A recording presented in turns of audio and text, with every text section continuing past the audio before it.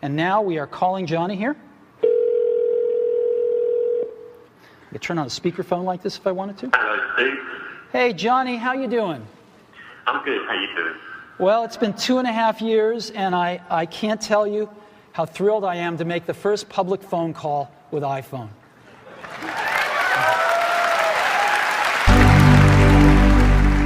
Hello, and welcome to the Cultcast, the best 30-plus minute Apple conversation you're going to hear all week long. I'm your host, Erfan Elijah. Joining me today, the genius behind Apple's greatest biographical in nature books, Leander Caney.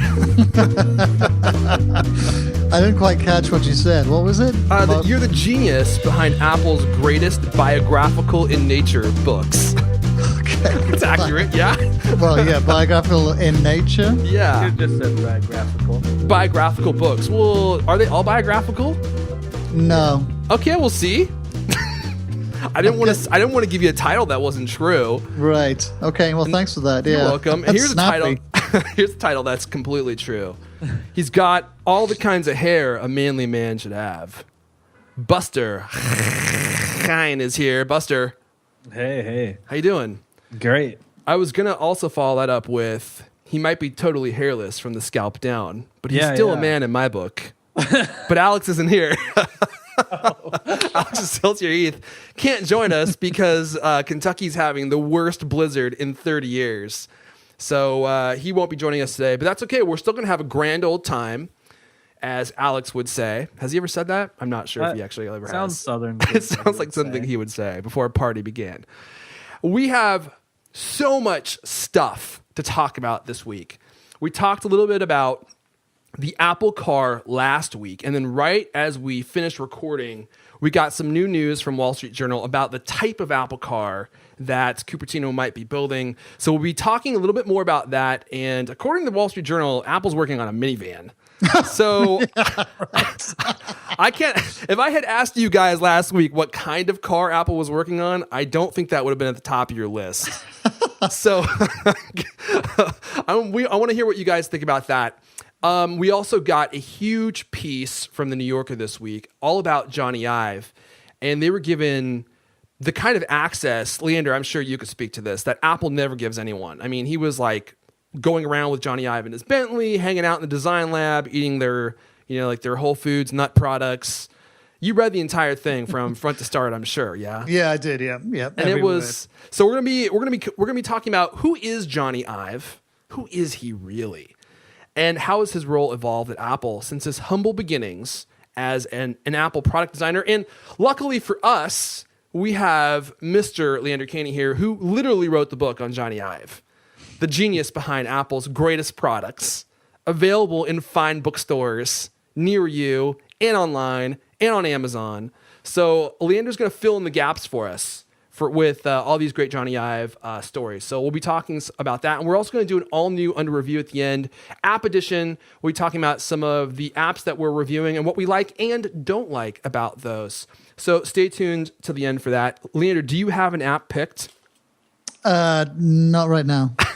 I'll have one by the end of the show. We need to have a safe word so I can mention it so you know the segment is coming in like 2 minutes. I'm hoping my internet's going to cut out before then, and I can. It'll just be me and Buster talking about two right. apps that we each use. Well, before we continue, I want to say thank you to SaneBox for supporting this episode. So happy to have SaneBox back supporting us. SaneBox is the answer to everyone's too much email problem. On a daily basis, my inbox is absolutely overflowing with email. I have several different email accounts pouring into one different email account, and it's impossible to sort through manually. It just takes forever, and no one wants to waste their life doing that. SaneBox has designed a way to give you back control of your inbox, and it saves you a ton of time. All you do is activate it on your specific email account, and it works with all major email accounts. You can use it with Gmail, Hotmail, what have you, anything that you have. It does some really smart analysis in the background and will determine what emails are important to you and which ones aren't. It's incredibly accurate, and it will start filtering out the stuff that you don't want to see and show you the important stuff. And then it puts all the unimportant stuff into a digest that you can review later. And one of the things I love about it the most is when you get one of these digests, You can kind of quickly scan the emails that it thinks that you don't want to see. And when you are ready, you can just hit one button and all of them are instantly evaporated forever. You don't have to waste any time on them. And it saves hours and hours a week because, who has time to set up email rules? And you're always getting new emails, and it's just a waste of life. They have a ton of Fortune 500 companies using them, VCs, salespeople, realtors, managers, CEOs. If you want to check it out, head on over to sanebox.com/cultcast. That's sanebox.com/cultcast. And you can sign up for a free trial. No credit card is required. You can try out all their features for free and see how you like it. That's sanebox.com. Also want to thank Automatic for supporting this episode. Automatic is grand. You know what I was thinking about the other day, Leander, is it brings cars into the Apple car era. What kind of car do you have, Leander? I've got a Land. You have a Land Cruiser. Land Rover. I was a little hesitant to admit that, but no, I'm very proud of the Land Rover. I love it. But I also have a Toyota Scion IQ. Oh yeah, I've seen that tiny little car. Yeah. So even with those newer cars, you probably know this, especially having a Land Rover, you can't really integrate anything from the car into your phone. So you don't really know any of the information that it's tracking, right? Right. And with the Land Rover, since you're probably getting 4 miles per gallon, it's actually 3. It's 3. Well, it's an older vehicle. It's great to have all that information at your fingertips. And same with my car. Your car is tracking all this great information, and Automatic is a little dongle that you plug into your car. It works in all cars made after 1996.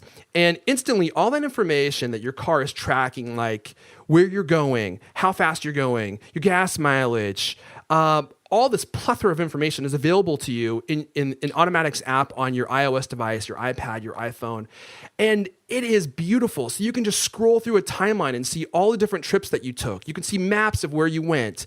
You could see how much gas you used on those different trips.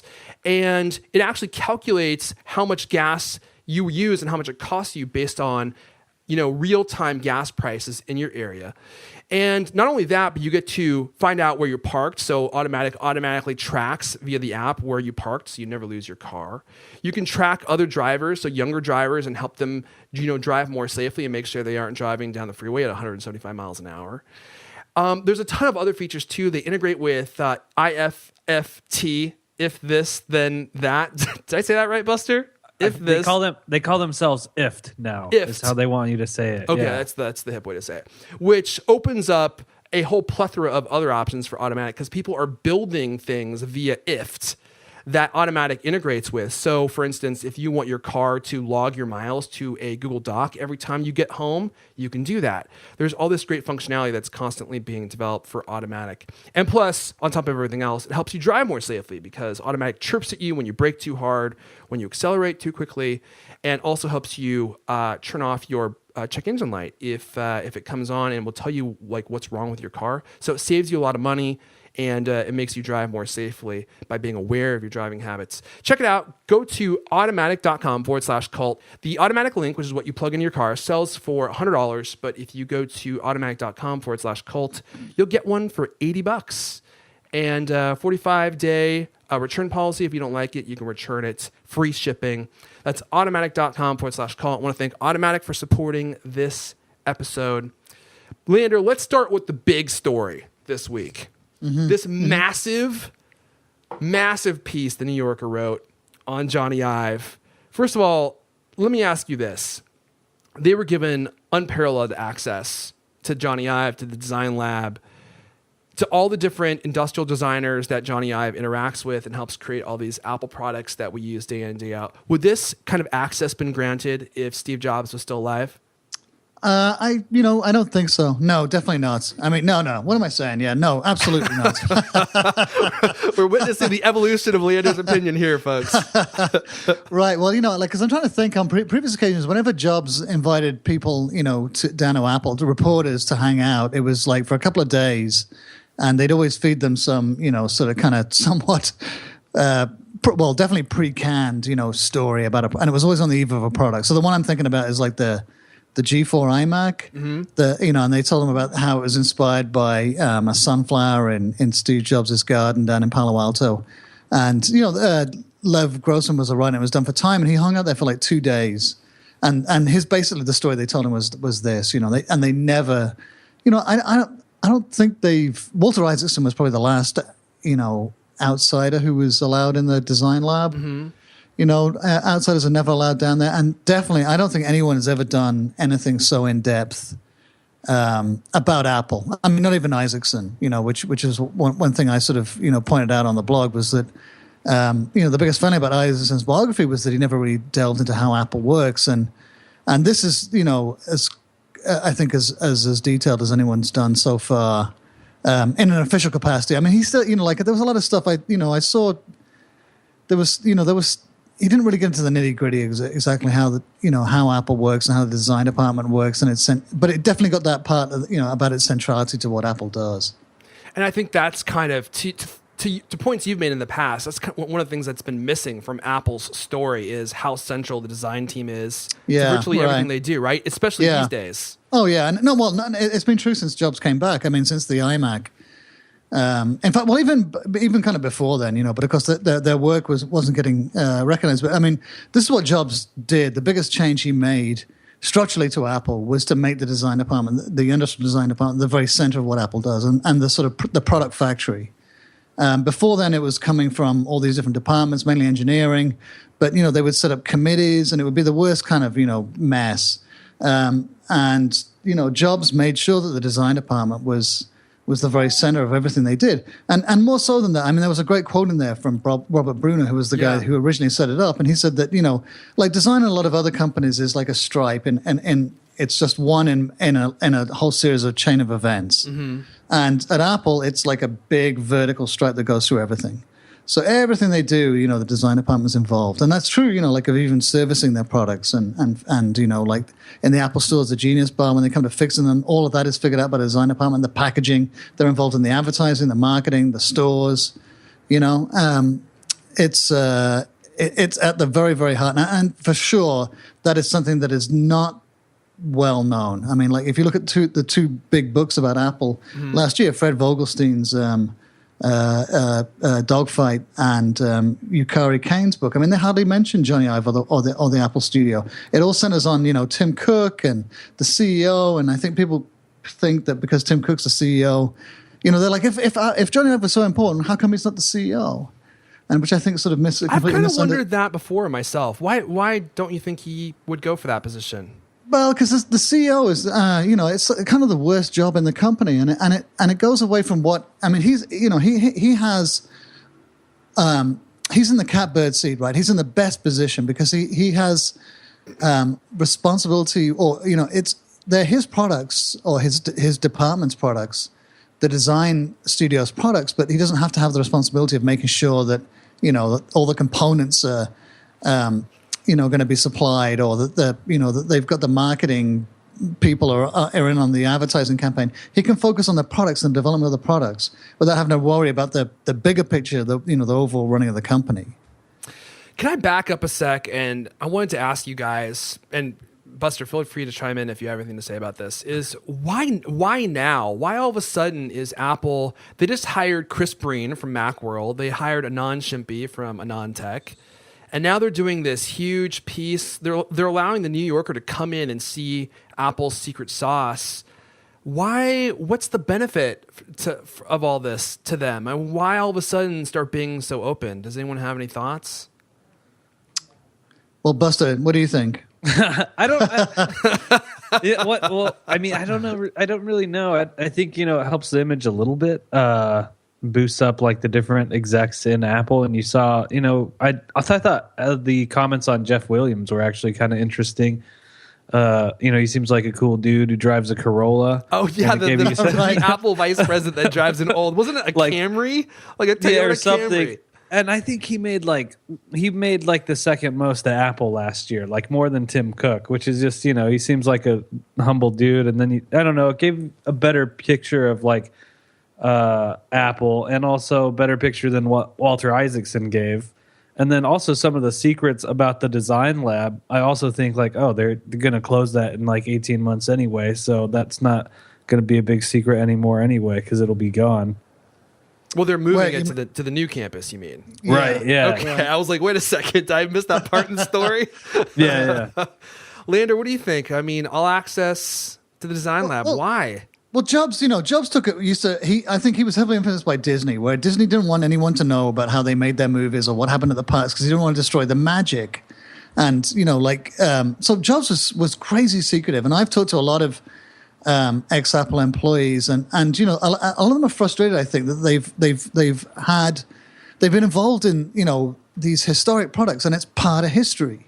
And they look at the story of the original Mac with Andy Hertzfeldt and Bruce Horn and Bill Atkinson, and those stories are pretty well told. They're public now, and those guys get a lot of credit for what they did with the original Macintosh.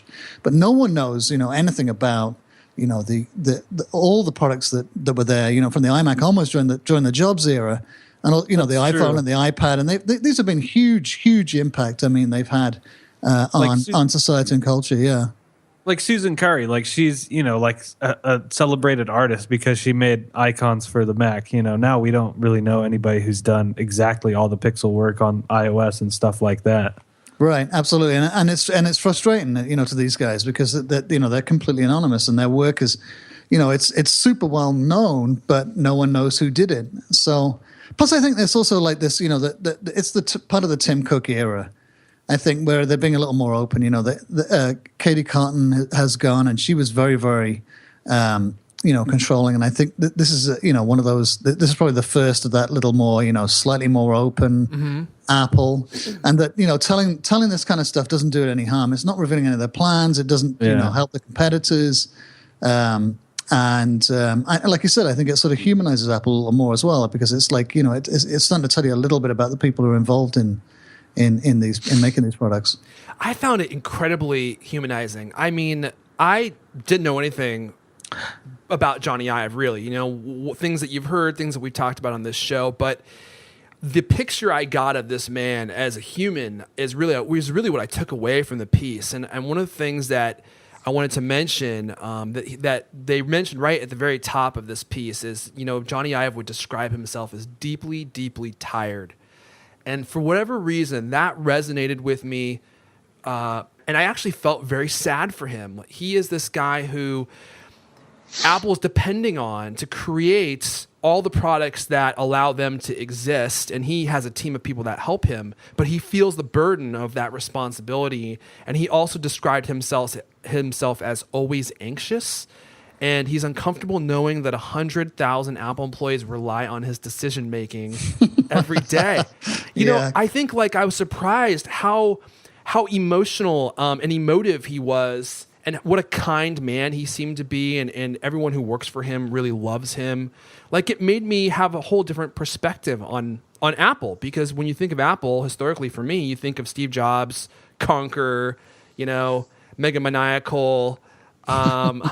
Monomaniacal. I mean, that's the kind of thing that you think about. And now I have a much more soft regard for Apple as a company. Did you guys take any of those Jony Ive feelings away? Yeah, I thought it, mixed in like good and bad too. I thought, definitely made him seem like he's a guy who wants to be liked. And so he has to balance that. But also there's he drives to work in like what was it, like a Bentley, with his own driver, And he's like, hey, for the record, he was uncomfortable getting a driver, right? He didn't want to, but he did it. Yeah, I'm sure if Steve Jobs didn't want a driver, he would have said, no, I'm sorry, I'm going to drive, and I'm going to park in the handicap spot still. You know what I was just thinking, and Lander, I'd be curious to hear what you think about this, is maybe they did this, maybe they allowed this access because before it was so focused around Steve Jobs. Right. And everyone was worried that Steve Jobs was going to leave, and it affected the stock price, obviously, a lot, based upon things that were going on with him. And maybe this is their attempt to say, hey, look, Steve Jobs was a part of this company, but we have this whole team of people working here, and there's no one piece of the machine that's based upon one person. Do you think that maybe that might be it? Yeah, although that piece kind of anointed, Jony Ive as that. Actually, That's good the point. problem with it. Is they would need like 12 more pieces like this about Angela, about Jeff Williams, and Air Force One. Air Force One, yeah. But- if he goes, I'm done with this podcast. Johnny was on record in Isaacson's book as saying exactly that. That he thought that the public ascribing the company's success purely to Steve Jobs made them vulnerable, and did have an adverse effect on things like the stock price, but also the perception of the company as well. So yeah, that's definitely a good point. Well, he also mentioned in there that he wanted to leave before Steve, or it was thinking about it in 2009 before Steve Jobs got really sick. And then, I mean, I think like a piece like this, it puts him so much higher that now, if Jony Ive leaves, dang, then Apple's really in trouble. Right. It kind of puts him in the same spot as the Steve Jobs thing. Right. Well, that's what his old colleague Clive Grenier told me, and that's the last chapter of my book, which is that in Grenier's opinion, and in some other, in some people's opinion, that he has become more critical to Apple than Jobs was. But when at the end of Jobs' career. Mm-hmm. So let's actually talk about that, Lander. I want to talk about how critical Jony Ive has become to the company. But could you start with how he even began at Apple and what he was doing right when he started? Sure. Yeah, he was working he was a partner in a company in London. Mm-hmm. 3 or 4 designers. Clive Grenier was one of them, and they were a consultancy. So they were doing work for everybody. They were doing power tools, and they were doing toilets and sinks. And then Robert Bruner, who had moved to Apple by that time, was interested in recruiting him. So he did some contract work with this company, Tangerine. And they were given. In fact, the funny thing is, it was tablets. They were designing tablets and laptops around the Newton platform, which hadn't actually come out then, but it was actually still in it was just about to. So they'd already developed the first Newton handheld, but they were looking at like making it into a whole range of products. So Bruner gave them Tangerine this project, and it was a way of sort of like getting trying to recruit Jony to the company, and he joined in '92, I think. And he was actually kind of reluctant to. I mean, him and his wife, they flew him out 3 times. And didn't really want to, even though he loved California, he loved the optimism, and he was getting sick of working for clients in the UK. He wanted to join an organization because as a contract designer, they would be told to develop these products. They'd have a lot of freedom and a lot of power, but then they'd hand them over to the client, and then the client would often mess them up. Botch them all up with a bad taste. Exactly. So it was hugely frustrating, and he wanted to get inside an organization and have more of an impact. And so he had these ambitions, but when he joined, Apple was just about to get into real trouble. And for the first couple of years, they were like in this sort of tailspin. And we're about to go out of business. And that was when Gil Amelio was still running it, right? Right, exactly. Okay.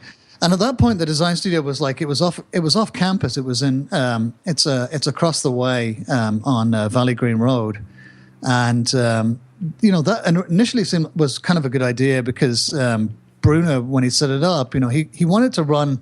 He wanted the design organization, and this is true even today, to run like an agency. Like he came from a design agency, and he wanted it to be like. They'd have that independence and they were able to work things out without having to compromise to engineers and other the executives. So they wanted some independence from the organization, and that was like a double-edged sword. They could develop all this stuff to their own specifications, but then getting it implemented became a bit of a problem. And then when and this is the battle that Bruner was trying to fight and kind of lost. And so that's when he left, and he said, I recommend that Jony take over the department here when I leave. He's like, here, you do it. Right, it's done. Yeah. And then Amelio never really, Amelio didn't implement that vision. They were still there. They were banging out they were making all these models and prototypes, but they were having a hard time getting them, onto the product roadmap until Jobs came back, and Jobs was like, whoa, look at this stuff. This is exactly what we need. I mean, Jobs was always interested in design and always felt that design, was one of the 3 main tentpoles of the company. And when he saw the work that Jony Ive and the design studio was doing, what he did was empower it. All of a sudden, whatever the design studio's decisions carried a lot more weight than they had done before. And over the 12 years that before Jobs passed, that essentially was the major restructuring of the company, was to put the design studio at the very heart of everything that they did. And they took over eventually more and more. And now we're here today, and I mean, in this New Yorker piece, they essentially said Jony Ive, is Apple, and the design team is involved in pretty much everything. Is that not right? I mean, even not just the products, but the marketing material, the videos that you see, the experiences that you have at the Apple Store. Right. They have their hands in everything. Is that right? Yeah. And that had been true for quite a while as well. I mean, like before Jobs died, he was, Tim Cook had sort of taken over. He was like the COO, and he'd already taken over kind of a lot of the CEO duties. So he was basically doing Jobs' he was basically the sort of, the CEO in waiting. And Jobs was like, Johnny had been attending all of Jobs' meetings for years already. Mm-hmm. And he was already like meeting with the software people. He was already meeting with the marketing people. He was already giving his opinion, on like the latest ads, on the stores, on the store layouts, everything that, Jobs was doing as CEO, Johnny was already involved in and had been for years. So now they're touching absolutely everything, which may be why Jony Ive describes himself as deeply, deeply tired. Yeah, exactly. I kind of feel like he's in a gilded cage. Yeah. I really genuinely felt bad for him. Yeah, maybe. Because do you think that he loves doing what he does, Leander, or do you feel like he does it because that's his routine and he knows there's a lot of people who rely on him to run Apple or to create all these different products? Do you feel like he still loves what he does? Yeah, definitely. He does, and he has like I think that heavy is the head that wears the crown, right? So there is a huge responsibility on him, and with these rumors of the Apple Car and Tim Cook talking about other products that they haven't gotten into. The Apple Watch, I think, is going to be a major platform. The first 3 models we're going to see in a month or so are just the beginning of I think a major line of wearables, that could go in a lot of different directions, including clothing, fashion. But who else has been? One of the interesting things they compare, one of the memes about Jony Ive is that he's been ripping off Dieter Rams and Braun for years, right? Mm-hmm. And it was like, oh, look, they do comparisons between these Braun products and Apple products, and they'd say, spot the difference and how the original iPod looks like an old Braun transistor radio, or the Mac Pro looks like some kind of Braun stereo component. But, they pointed out that Jony Ive and Apple are making these products on a scale of magnitude so much greater than Braun ever achieved. And that's like, I don't think there's ever been a company in the history of industry that has had, that is turning out products on such a massive scale. Mm-hmm. And has had such a huge influence. I mean, this is bigger than Ford or General Motors or any of the big motor companies. I mean, I can't think of any other company in the history of industry that is like making, products at this scale. Maybe Samsung, maybe. Oh, well, okay. Except right. Apple, except Apple actually sells theirs. Yeah, no, that's true. That's true. Samsung's a good example. Yeah, yeah, right, exactly. But But Samsung has thousands of products. Apple has products that fit onto a couple of tables. Yeah, and look at. Sorry, go ahead. Well, if you look at the amount of money that Apple is making, over and above Samsung, it's like it's a lot more. But yeah, totally. No, that's a good example. But these companies, Apple and Samsung, I mean, I don't think nothing is really for somebody who's interested in designing and in making. I mean, it's really in such a historical position. I think it would be hard to step away from that. It's like Napoleon, stepping down from his role as emperor. There's such an enormous power and influence that's at stake. Mm-hmm, mm-hmm. But he doesn't seem to revel in it. He seems like he performs the task that he is given, but he doesn't take any great pride. And maybe I'm wrong, but he doesn't seem to take any great pride in being Jony Ive. Like he's very shy. He doesn't want to be on stage. He doesn't want to have people heaping praise on top of him. He just kind of wants to do his job, and he's passionate about design, so that's what he does. Yeah, right. Well, there was a really great and very fitting description there, which is like a man who's sort of bowing and backing his way into the throne. Yeah, right. He's no Robert Baratheon. He didn't go take the throne. Right. If you follow me. Yeah. Was there anything else that you guys took away from this piece that you want to mention, Buster or Leander? Well, I hate to say it, but I saw my fingerprints on it, and I was really hoping for a shout out. Yeah. Yeah. A lot of the same, things were mentioned, a lot of the same interviewees, and a lot of the same details, the same basic storyline. Really? So you feel like maybe they used your book as a blueprint of who to contact and how to kind of aggregate the story? Well, and I would, yeah. Basically, I'm pretty sure he read it. For lack of a better way to say it, yes. Pretty sure he read it. Yeah, for sure. Uh-huh. That's a bit frustrating. But, Yeah, I would and of course, it's imagine it is. frustrating to see that, all the 18 months of work that I put in where I didn't get that nothing was official. I wasn't invited to ride in the limousine. Uh-huh. Or to visit the design studio. And, it was really gratifying to see that a lot of the stuff that I got from, my sources where I had to dig and hunt for it was validated, so, there's a description of the design studio. It's actually more detailed than the one in the New Yorker. Mm-hmm. And, it's the same. I mean, there were some people complaining on Twitter, I already knew all this stuff, from reading. You're just book. Rolling your eyes. You're like, yeah, I already know all this information. Exactly. Yeah. So, I mean, I don't, I don't want it to be in the second paragraph, like a huge shout out, but it would have been nice. You should have some dedication at the front of the of the book, so to speak. Yeah, it was good to see it all validated, and it's good to see, and it overall it helps, right? I think to see, because it does validate the book, and it also validates the whole argument that that this is the guy who's the most important person at Apple now, which had been the whole thesis of my book. So that was super gratifying to see that. It's interesting to me that people don't know that they honestly believe that Steve Jobs is the one who thought up the iPhone. He's the one that thought up the iPad, and that he's responsible for creating all these different products. And what you're saying is that's really not the case at all. He just kind of showed up for the company picture.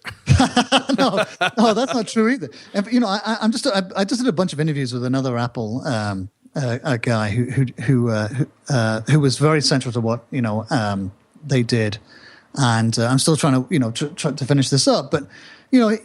He was explaining that, Jobs' role was super complex. I mean, these are all Jobs' products. Mm-hmm. These are all Steve's products, and they all have Steve's fingerprints on them. He influenced how they, that not only the idea of them, but also how they turned out. And even now, right? They're still working on this is all Steve's vision. Of course, he saved the company and he put together the teams, and he led the vision for the whole thing, right? So, of course, super, super important. But also, he didn't design any of the stuff, really. I mean, he evaluated other people's work. Yeah. And so his, this leadership role is really slippery and hard to pin down. Mm-hmm, mm-hmm. I mean, all the good, all the people who were responsible for these products are still there, and they're still working together the same way, more or less the same way they worked together before.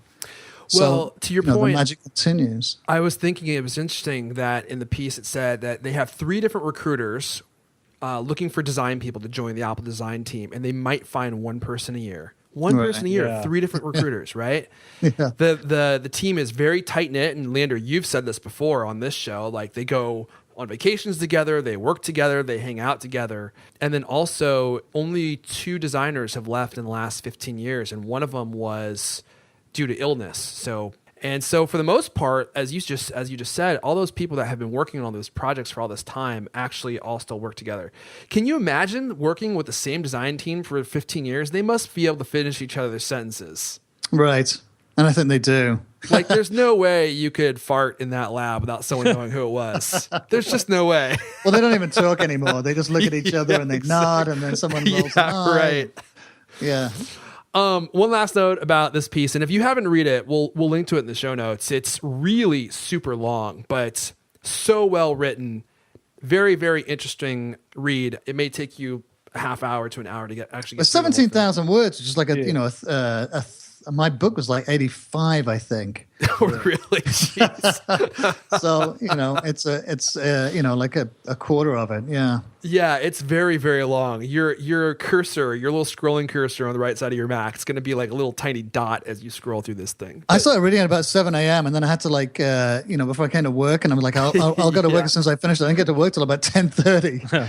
Yeah, it took me forever to get through it all too, and I had to do it in chunks because it's just so freaking long. I saw a lot of people saying TLDR right on Twitter. So if people are interested, they can always pick up the audio of my, the Audible version of my book. Yeah, that's right. Hey, that's a great plug. And actually, before we move on and start talking about Apple cars, you could read Leander's book. Everyone who's read it has said it's the best book they've ever read. And which is funny because I say that jokingly, but it's actually true. I think I said the best book about Apple they've ever read. The best book about Apple that they've ever read. Yeah, that's what Horace Didier said about it. Exactly. Nice, yeah. But some people have also said, I'm sure, I haven't heard them say it, Leander, but it's just the best book they've ever read, period. It's like the Bible. Remember your book.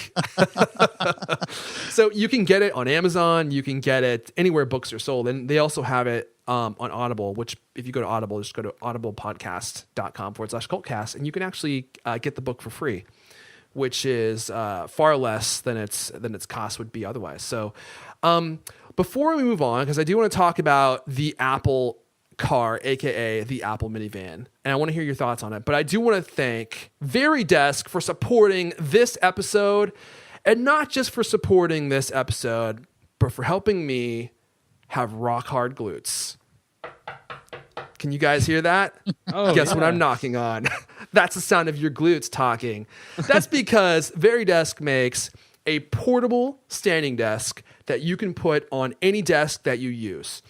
It goes from a seated position to a standing position in 3 seconds or less. They have models for single monitors. They have models for double monitors. They are truly the least expensive, highest quality way that I know to get into a standing desk. And here's why you guys need to all be standing throughout your workday. People don't realize how bad it is to sit. And I'm going to give you a little example, and I think you're going to be surprised. So when you sit, your metabolism slows down to almost nothing. Comparatively, when you're standing, especially if you're moving around, you burn an extra, depending on how heavy you are. I'm about 170, so between 30 and 50 calories per hour extra that you stand. So I stand, I'd say about 4 hours a day.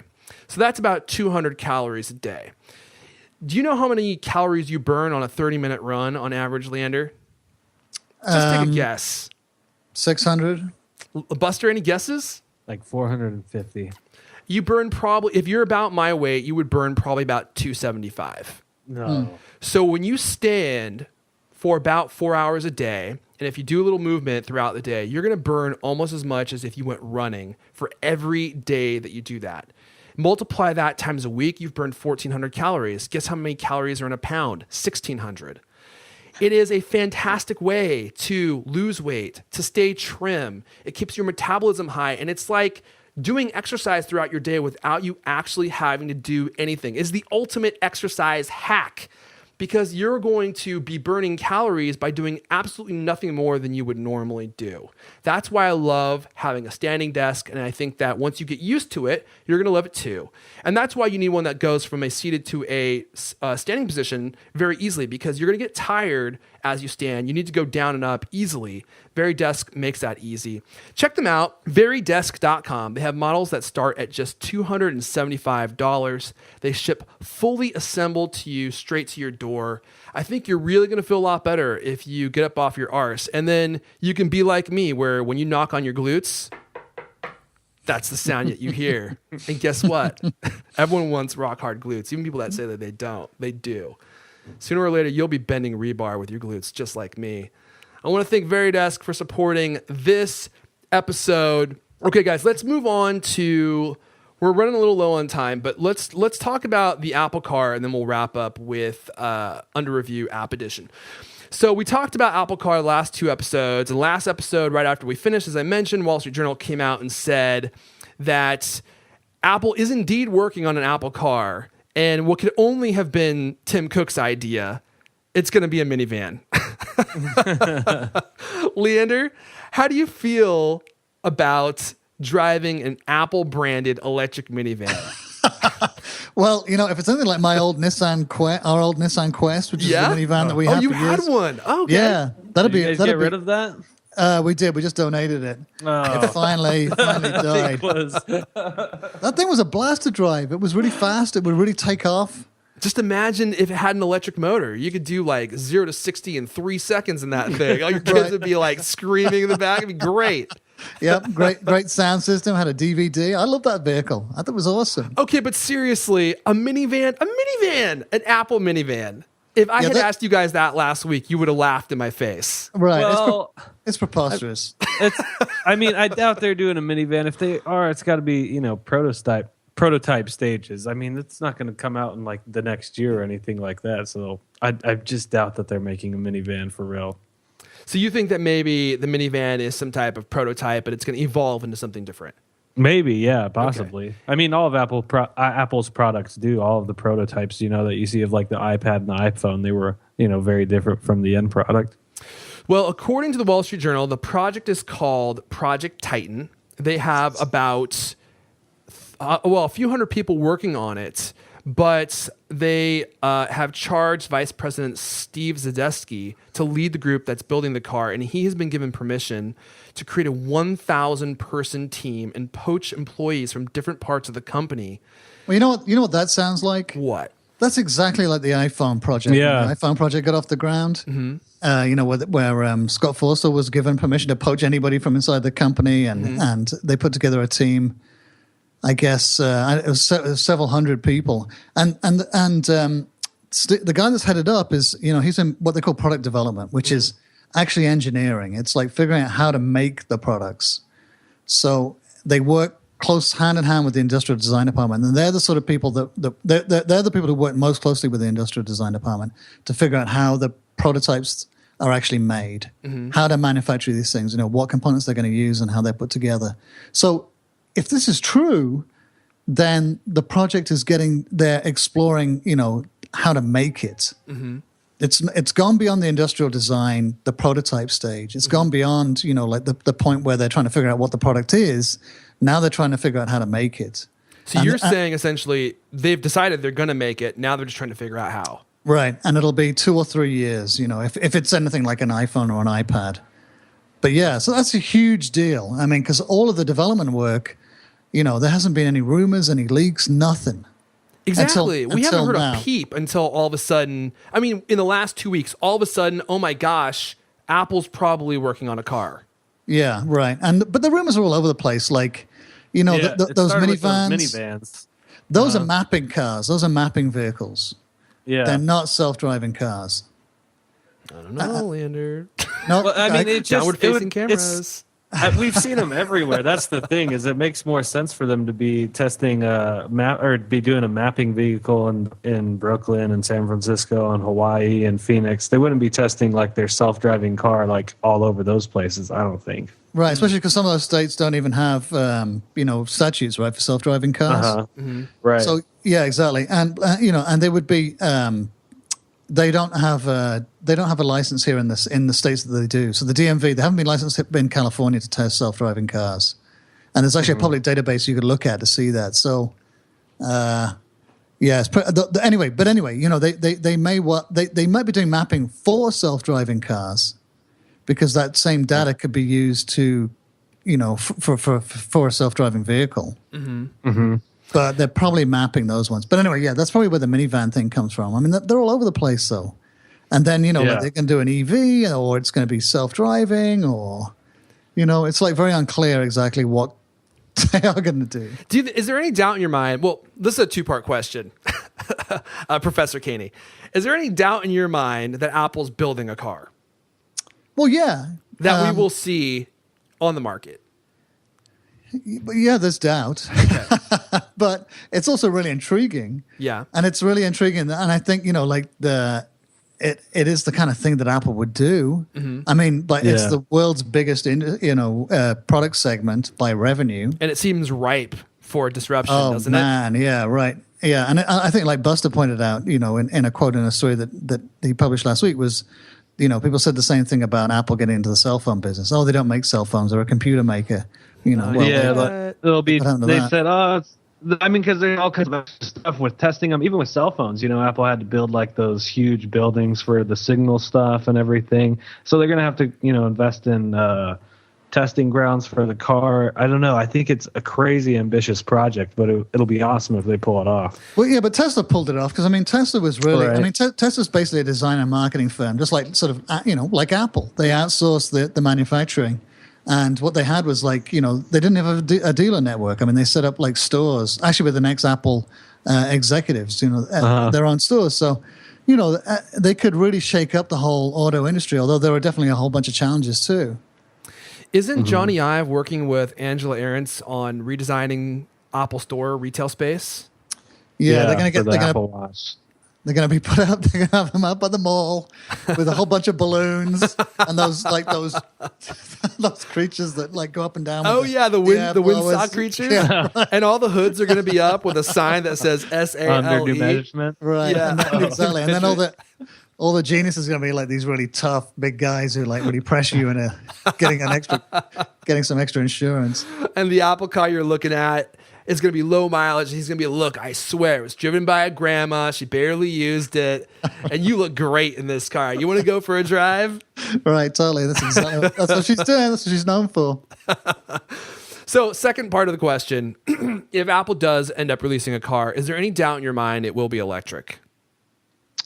See, I feel like if they're making a car, I feel like Apple has like bigger ambitions than just shaking up the industry. They'd want to do something that's like also beneficial to humanity in some ways too. That seems like their That's MO. a good point, yeah. And so I feel like, it would definitely be electric because, just a gas car is not going to be, something that really moves humanity forward in any way.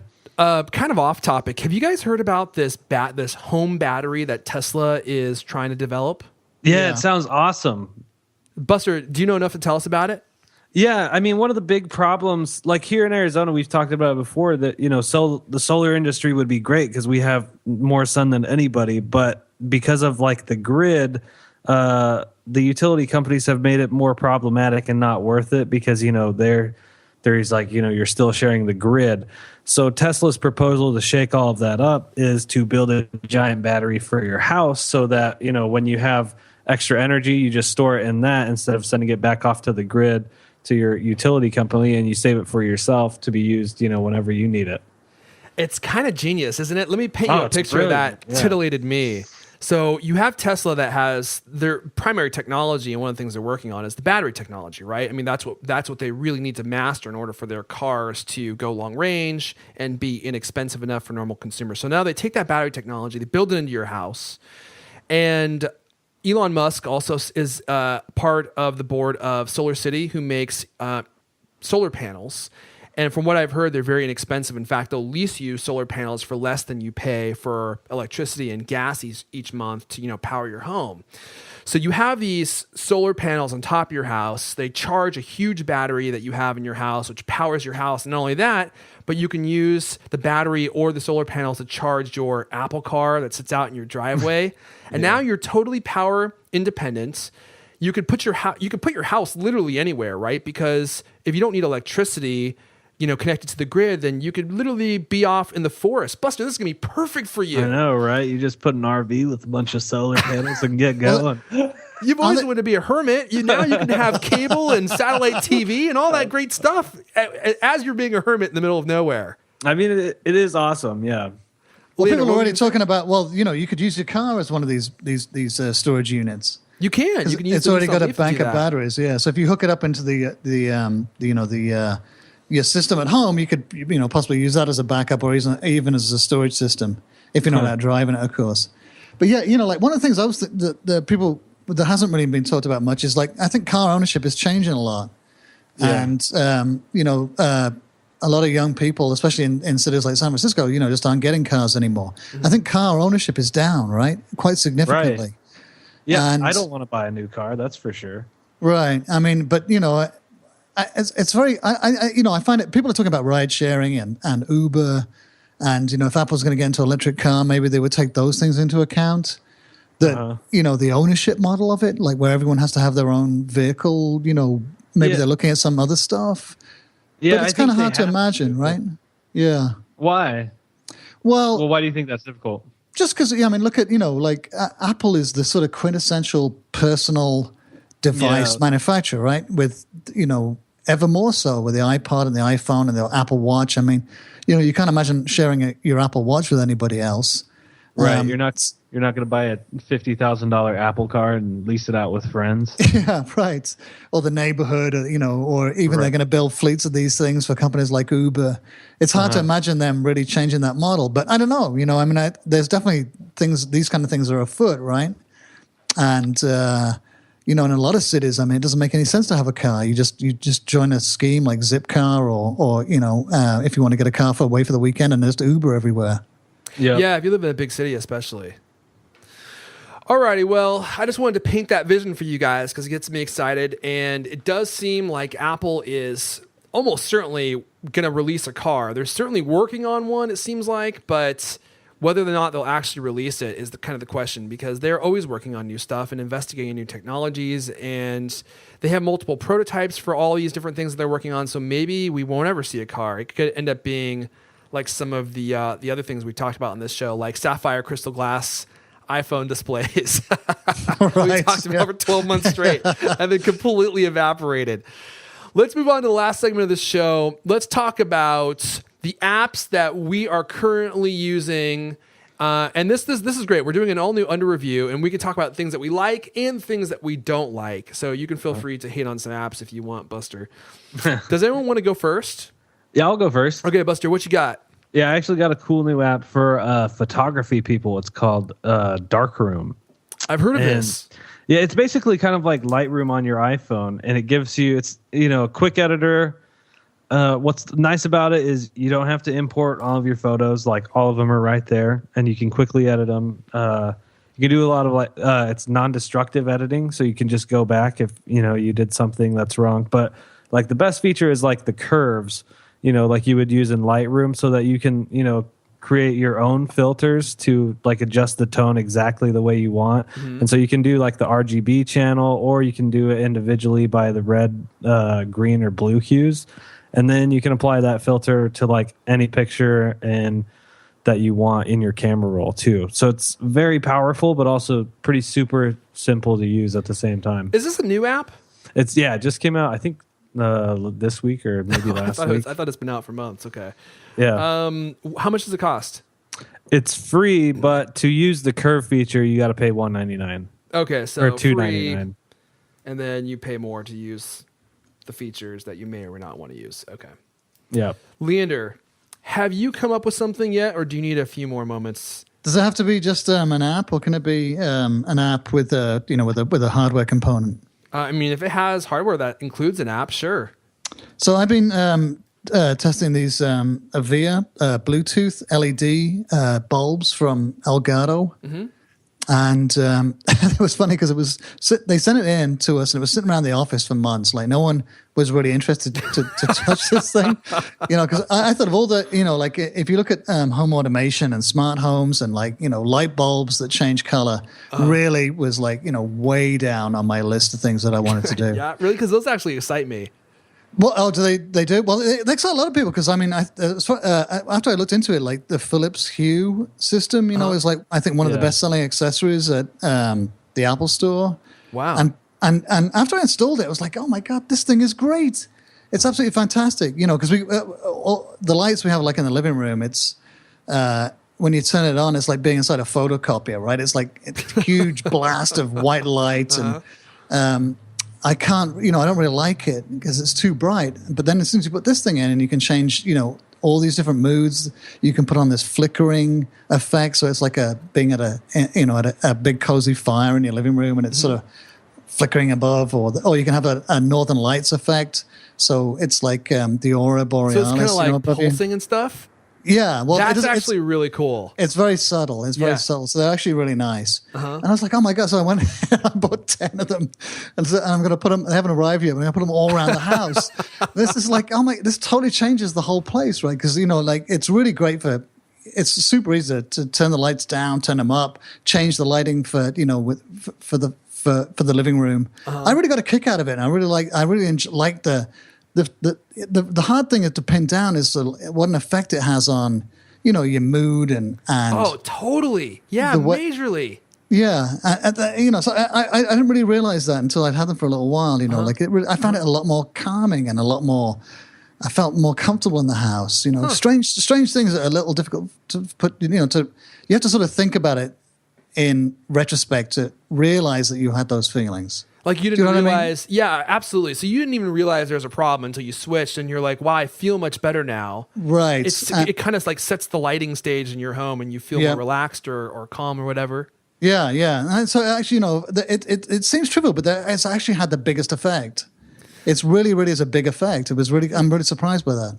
It's like going to a concert and they change the lights throughout the concert and it evokes different feelings, as you see them. I think that lighting is really powerful. In a way, it's a lot like music. They can change it and it can totally change your mood. I started using a daylight bulb in my office, and it's made a huge difference because now I feel like there's just a lot of bright light coming in. It's behind me, so I don't ever really get to see it.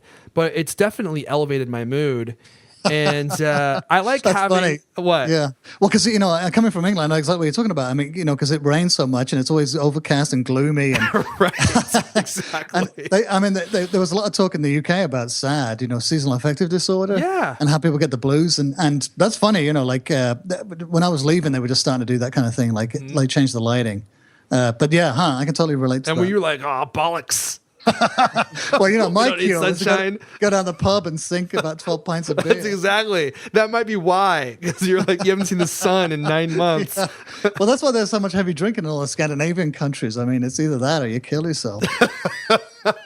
Drinking is way more fun. Yeah. Okay, so I'll take the last app. Obviously, since you guys have gone already. So I have been reviewing an app. It's a Mac app. It's an iOS app called Tidal, Tidal. It is a high quality music streaming service, and I love it and I hate it.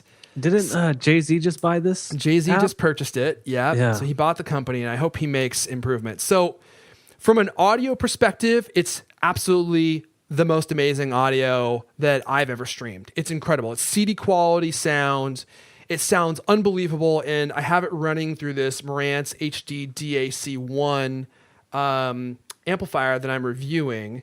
It's a headphone amplifier, so it amplifies that really high quality audio. And I'm using a pair of Hi-Fi-Man HE500 magnetic, planar magnetic headphones. So you have to have the right equipment to really get the best quality out of a service like Tidal, but it certainly makes an effect, has an effect, even if you have just regular, over-the-ear headphones or something. At least for me, I notice a difference. Audio quality, A+, outstanding. The problem is their Mac app is one of the biggest pieces of crap I have ever used in my life. It's terrible. I mean, truly, truly terrible. They should be embarrassed. It's that bad. It's so bad that it actually makes me want to cancel the service and just go back to Spotify, because you realize just how great Spotify is and Rdio is when you use an app that's not built very well. I don't know what technology they're using, but it's not a native Mac app. It never wants to load. When you save things to your playlist, they don't actually get saved. It looks like it was built in, do you guys remember Adobe Air, which was that Adobe product that they used to build applications that worked on, Mac and PC? It's probably like Java or something like that, where it's like a multi-platform app, but it doesn't feel native on any of the platforms you actually use it on. It's truly bad. And their iOS app, though, is actually not that bad at all. It's not as good as Spotify, but it's way more polished than their Mac app. So I'm kind of on the fence on whether or not I'm going to stay a subscribing member to Tidal, because, as I said, the audio is unbelievable, but the app is just so bad. I'm like, oh man, can't Spotify just activate this? Can they not just flip a switch and say, oh, you guys want to pay $20 a month, which is by the way how much Tidal is? It's $20 a month. Yes. You must really love that high def audio. I'm a dabbler, man. I dabble. Goodness. Dabbling ain't easy, dude. But couldn't Spotify just say, hey, you want to pay $20 a month? Like, we'll turn on high quality audio for you for $20 a month. It just seems like they could flip that switch and all of a sudden Tidal would be out of business. So if you are into high quality audio, give Tidal a try. You might really like what you hear. but just be prepared to not have the best user experience because, boy, is it terrible. Buster, are you still using Spotify? No, I use RDO. Oh, I'm sorry. You've always been an audio user. Yeah, I just Yeah. wanted to check in with you because you've been using that forever. Still Even though on it, everyone else man. has moved to Spotify, you're still holding out. Dude, I'm going to stay with it till they close, I guess. Have they made any significant updates to it since you've been using it in the last 2 years? I don't really know. Not really. I mean, they always change around like the design and make a few little tweaks here and there. Kind of like Spotify, but Spotify hasn't changed a lot either. Really, I feel like Spotify has changed a lot. They added radio. Has it? Oh, yeah. I think Spotify radio is as good as Pandora now. It used to be terrible. Well, But now it's pretty good. Sucks, I think. So, Pandora does? yeah. It's just like one of the features of Spotify now for me. Yeah. So I'm like, why would you use that? Especially when on your desktop, you could actually listen to any Spotify music that you want. You don't have to play it on random. Mm-hmm. You know what I mean? All right, let's go ahead and wrap it up there, guys. I want to say thank you to Veridesk for supporting this episode. If you're ready to get up off your buns and start standing for part of your day, check out Veridesk.com, Varidesk.com. That's all the Cultcast we have for you guys this week. If you want to come say hi to us on Twitter, we would love to hear from you, especially Leander. He's L Caney, Buster's BST3R. I'm at Airfon. And of course, for all the best news, reviews, and how-tos in the world of Apple, make sure you're following Cult of Mac. This has been the Cultcast, the best 30-plus minute Apple conversation you're going to hear all week long. New episodes of the Cultcast come out every Thursday night. I want to thank everyone for listening. Leander, why don't you send us out with a very British next time? Till next time, toodaloo. Does anyone say toodaloo there? I feel like that would get you punched. Yeah. You're being too British, okay? Toodles. Yep, Did I right, just so- call it? All right, cool.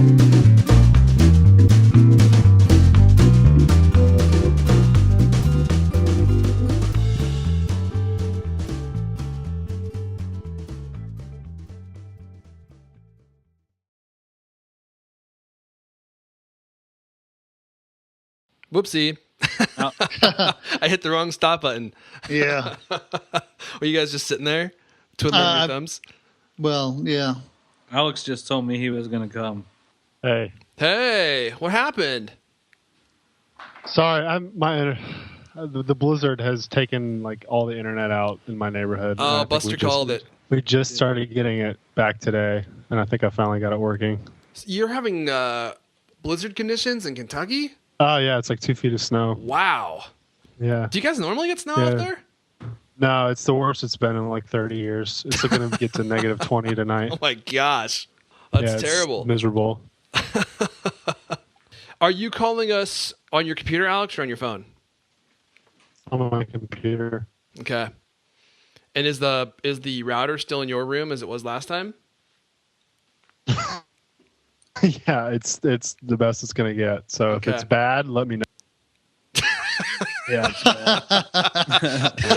Did he just drop? It's pretty bad. Alex, you still there?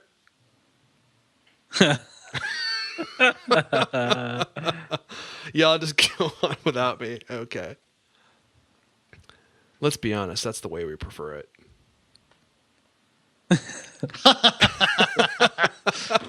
I'm reminded of that every week when Alex comes on. I'm like, yes. How I can could still hear you, bastard.